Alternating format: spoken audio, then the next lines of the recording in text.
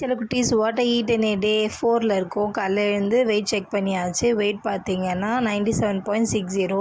அப்படியே கிராஜுவலாக டிக்ரீஸ் ஆகிட்டே இருக்குது. கொஞ்சம் கொஞ்சமாக தான் டிக்ரீஸ் ஆகுது. அதே மாதிரி ஒரு நாள் வந்து அதிகமாக காட்டுது, ஒரு நாள் கம்மியாக காட்டுது.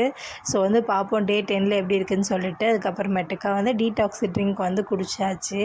இந்த ட்ரிங்க்கோட வீடியோ வந்து நான் ஷார்ட்ஸில் ஆட் பண்ணுறேன், என்னென்னலாம் ஆட் பண்ணியிருக்கேன் அப்படின்னு சொல்லிட்டு.